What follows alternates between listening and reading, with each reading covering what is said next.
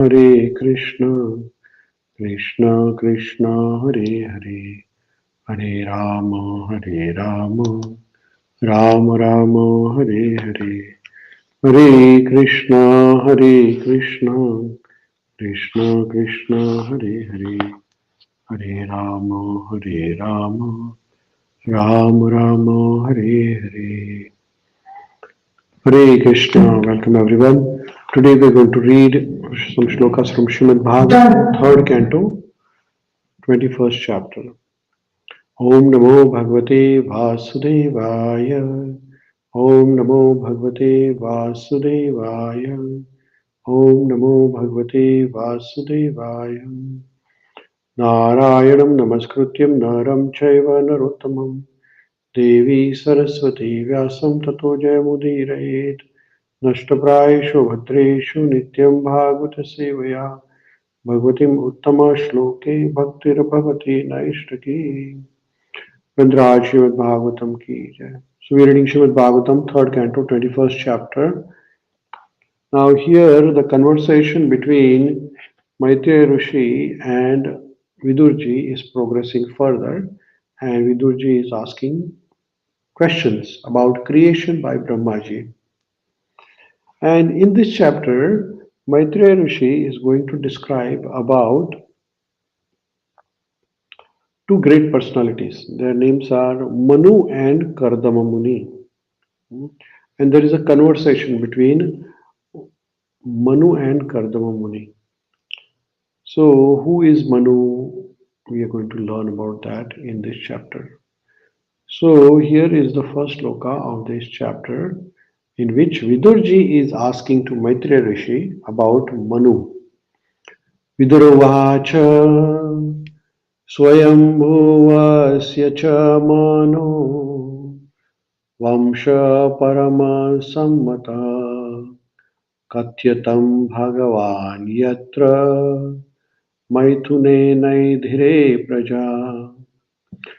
So here Vidurji is asking question about Manu to Brahmaji. So what is Vidurji asking Brahmaji? Maitreya Rishi. Vidurji is saying the line of Swayambhuva Manu was most esteemed. O worshipful sage, I beg you, give me account of this race whose progeny multiplied through sexual intercourse. So here Vidurji is asking Maitreya Rishi that Swayambhuva Manu was the first of all the Manus. First son of Brahmaji, Manushya, human being, as we learned in the previous chapter, that from Brahmaji came many living entities, many different types of living entities, which included yakshas, asuras, devi devatas, rakshasas, gandharvas, apsaras, bhuta, pishach, pitru, and so many other types. And then finally, from Brahmaji's mind came Manu. Manu is the man, a father of mankind.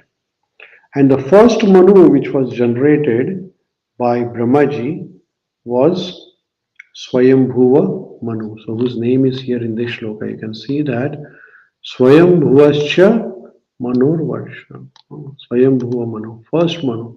In one day of Brahmaji, 14 Manus come. 14 Manvantaras actually.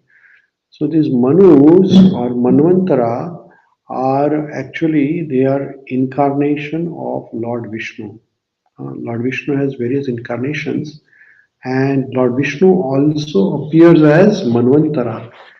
Now, Manvantaras, in one day of Brahma, 14 Manvantaras come.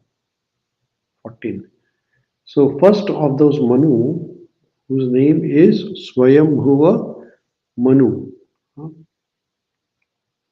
And the current Manu, which is the seventh Manu, in this day of Brahma, there is the seventh Manu going on.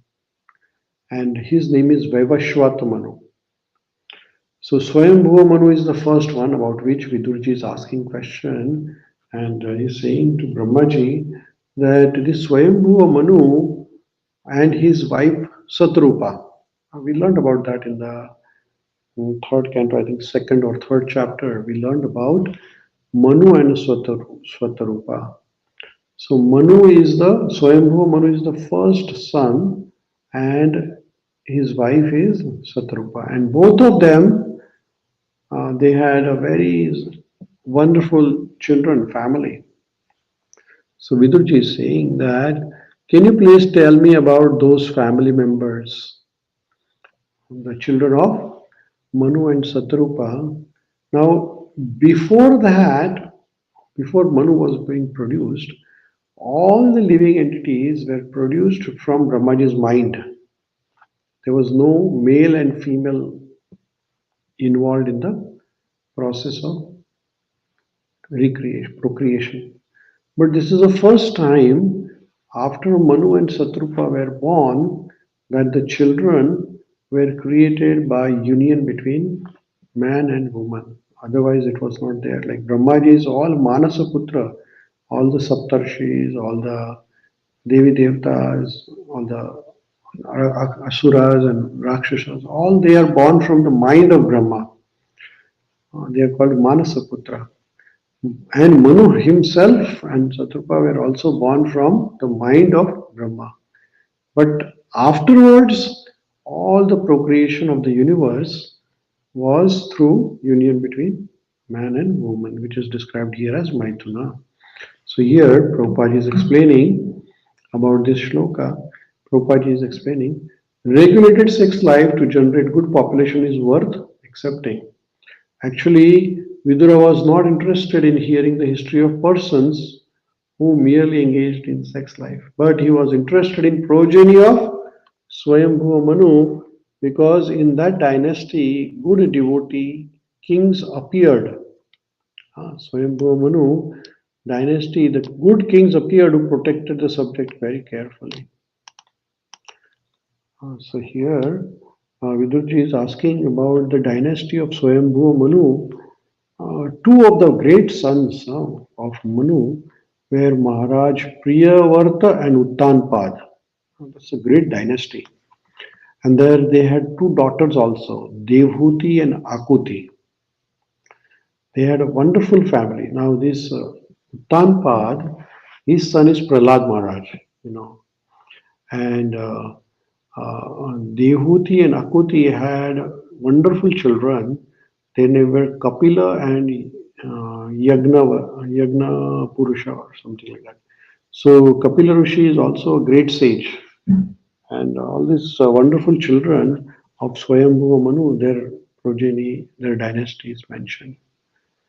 By hearing the history of their activities, therefore, one becomes more enlightened.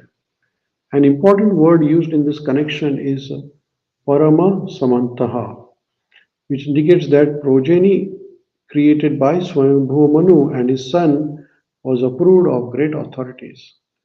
In other words, the sex life for creating exemplary population is acceptable to all the sages and authorities of Vedic scripture. So here, now the mention of children of Swayambhuva Manu. He has mentioned Priyavarto Uttanapado Suto Swayambhuvasya Vai Yatha Dharmam Jugopatu Saptadvipatnim Mahim. The two great sons of Swayambhuva Manu, Priyavarta and Uttanpad, ruled the world, consisting of 7 islands, just according to the religious principles. So here again, the mention of two great children of Swayambhuva Manu, Maharaj Priyavarta and Maharaj Uttanpad, and their mention is here. So in purport, Srila Prabhupada is explaining, Śrīmad-Bhāgavatam is also a history of great rulers of different parts of universe. In this verse, the names of Priyavarta and Uttanpad, sons of Swayambhuva Manu, are mentioned. They ruled this earth, which is divided into 7 islands. 7 islands are still current as Asia, Europe, Africa, America, Australia, and the North and South poles. There is no chronological history of Indian kings in Śrīmad-Bhāgavatam. But deeds of most important kings such as Priyavrta and Uttanpad and many others like Lord Ramachandra, Maharaj Yudhishthir are recorded because the activities of such pious kings are worth hearing. People may benefit by studying their histories. So here in Śrīmad-Bhāgavatam, the great devotees of Lord, which included many kings and royal families, emperors, their history is also there in Śrīmad-Bhāgavatam. So we can get a lot of inspiration from lives of all the devotees who were, even they had all the opulences, like Maharaj Yudhishthir or Maharaj Priyavrta or uh, Maharaj Indradyumna. These are all great kings, Maharaj Amrish. They had all the opulences, but they were great devotees of Lord Krishna himself. And their history gives us an inspiration that we may be very rich by materially, but if our heart is engaged in spiritual activity, then having wealth is not a problem. Sometimes wealth is counted as an obstacle, or material opulences are counted as obstacle in the path of spiritual enlightenment. Because more you have material things, more you are attracted for the material sense enjoyment. You have more money, then people like to spend it for sense gratification. But same money, if it is utilized for service of Krishna, then that material wealth can help you to progress on the path of spirituality. You don't have to give up everything what you have. You don't have to become a mendicant or go to the forest and give up the whatever the opulences you have. You can use all your money, all your material opulences in service of Krishna. And that is the history of Śrīmad-Bhāgavatam, which mentions about different kings who had a lot of money, but they used for service of Krishna. So we'll learn about this in coming few shlokas. Tantraj Śrīmad-Bhāgavatam ki jai, Śrīla Prabhupada ki